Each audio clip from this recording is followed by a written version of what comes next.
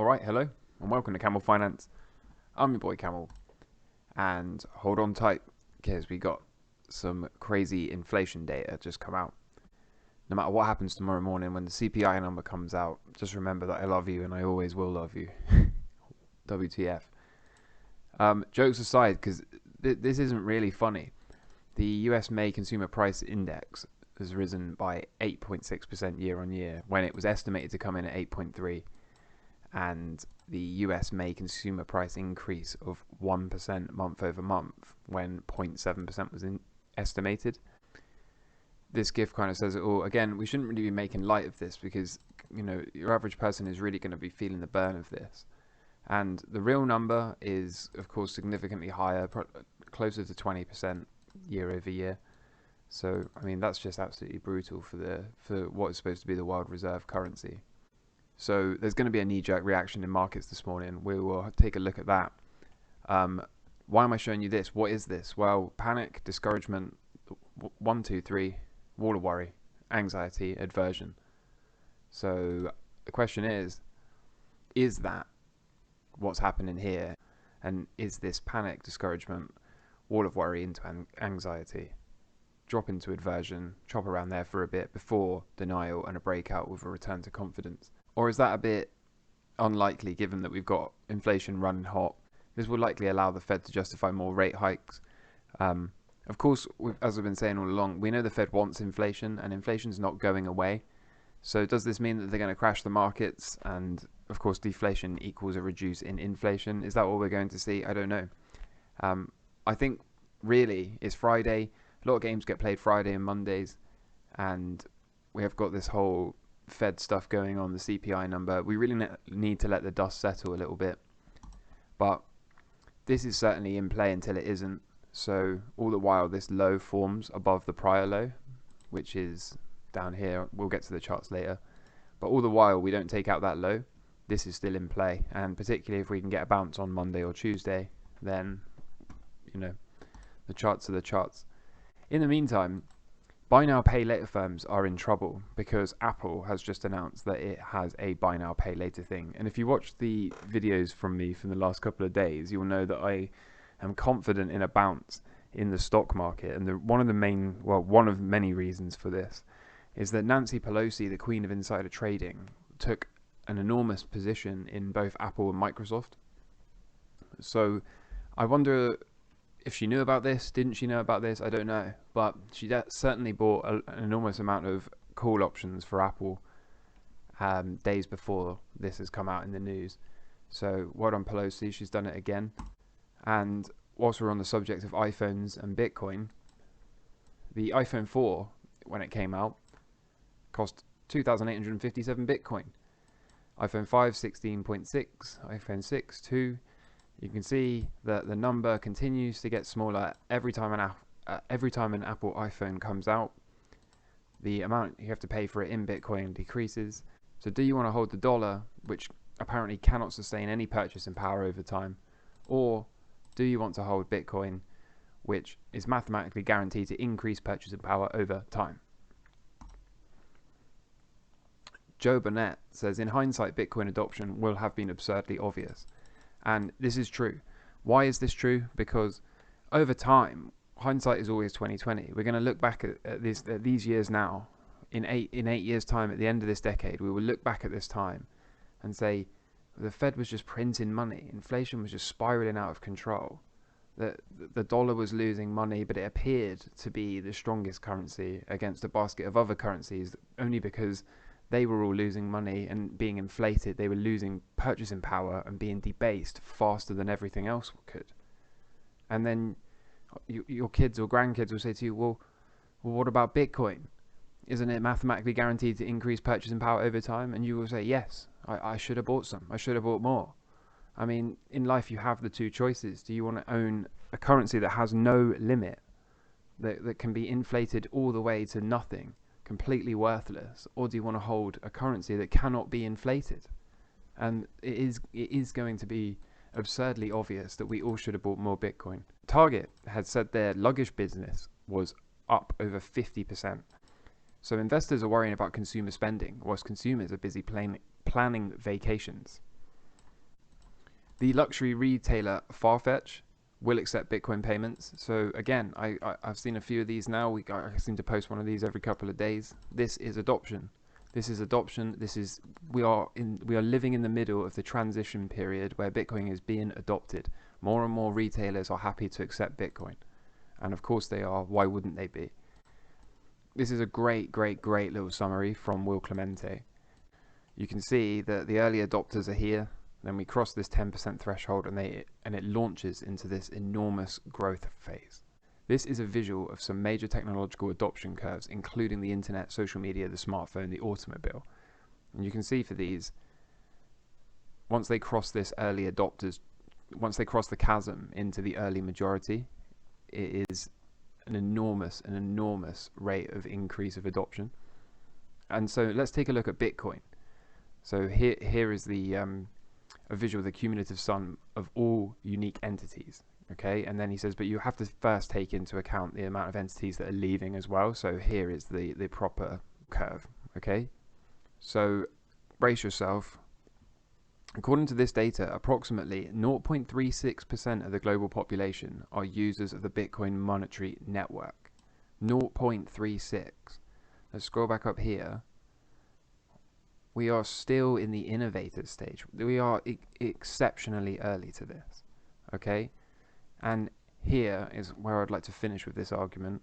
Look where we are at 0.36. Okay? We are going to enter, and this is the opportunity not only of this decade, but of an absolute lifetime. Okay? This pattern that we see, where things just become free over time, priced in Bitcoin, that is only going to continue. As predicted, Bitcoin hash rate hit a new all-time high. Price follows the hash. The hash-adjusted price for Bitcoin is over 200,000. 220,000 in 2022, still in place, says Max Kaiser. And I got this response from Kevin here. He says, price usually follows it, but not lately. There's an enormous divergence here. So the Bitcoin price has gone down, whilst the hash rate increase has gone up. So usually when you get a divergence, there has to be a mean reversion at some point, right? This cannot go on forever.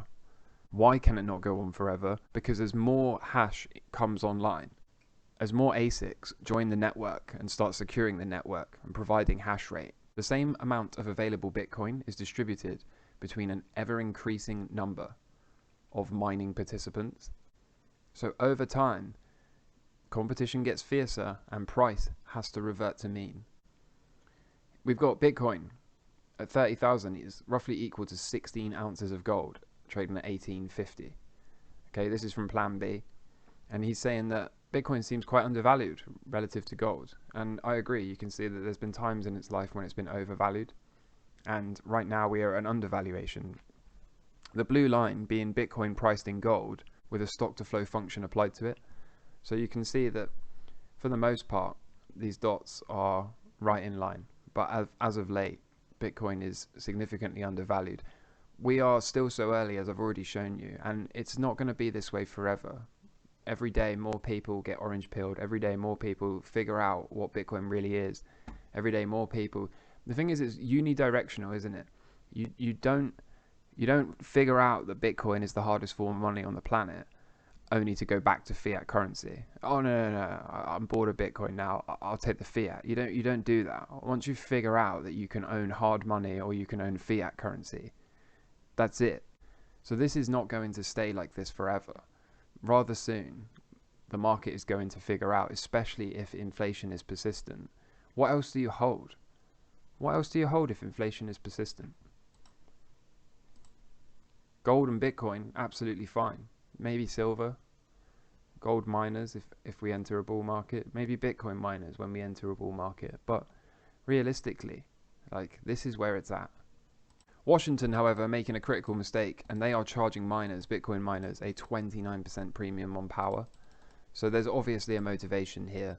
They don't want Bitcoin being mined for whatever reason. This has probably been lobbied against under the guise of it being bad for the environment. So The problem with doing this is it's a self-imposed exclusion from being able to profit from Bitcoin. Bitcoin is going to be adopted. People are going to mine it. And if you do this, you just force the miners out of your state and into the state next door.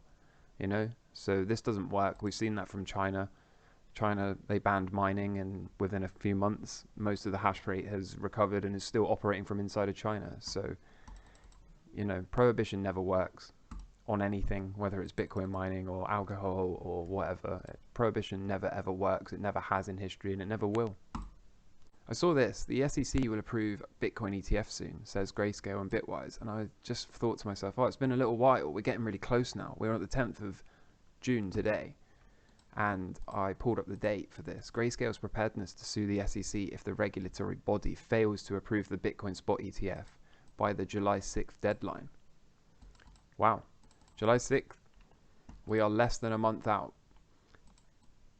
So one or two things is going to happen, I suppose. We're going to get a spot Bitcoin ETF for the first time. Or the SEC are going to get sued by Grayscale. So I don't know which one's going to happen. Nobody does. But can you imagine the tsunami of money that will flow into Bitcoin if we finally get a spot Bitcoin ETF? And of course, the key difference between the spot and the futures ETF is anyone buying spot ETF creates an underlying bid for Bitcoin. So Bitcoin's price will proportionally move up with the amount of Bitcoin ETF purchases. Not to mention, this also opens up a much easier way to buy Bitcoin in standard traditional finance accounts, pensions, 401ks, so on and so forth. So with all that said, let's take a look at some charts. The S&P due to open in half an hour. Let's have a quick look at the futures. A sea of red, so that's cool. But like I showed you earlier, are we going to get this aversion thing play out? Until we take out the lows, then no real need to worry too much. We're going to be down here somewhere, but I'll let my stop do the worrying. No reason to go worrying about that too much. Like I said earlier, best to let the dust settle. And I definitely, if you haven't got a position, I won't be opening any on Friday, taking on weekend risks. No need to do any of that stuff. Gold has wicked back up off of this trend line here, as you'd probably expect, given that we got a hot inflation print, and gold is traditionally an inflation hedge. So that's good to see, and I suspect my silver position is wicked back up as well. So still hanging on to this. Like I said, dust needs to settle a bit, and we'll take a quick look at Bitcoin. Bitcoin is rapidly becoming a stable coin, isn't it? Still sideways, coming in for perhaps a breakout, or are we going to get pushed down and drop down into this 60-day cycle low? I don't know, nobody does, but I'll continue to update on this. It would be nice to get some sort of relief to 40k, wouldn't it? That would be quite nice. It would provide an easy way to take some profit up here with this drop down into the cycle low. But who knows, really? The market is still learning about Bitcoin. They still don't really respect or understand Bitcoin, but in time, of course, they will. If you found value here today, I'd appreciate if you could like the video, subscribe to the channel if you haven't already, share this around. I sincerely hope you enjoy your weekend. Hope you got some nice weather. I know I have. And in the meantime, take care. All the best.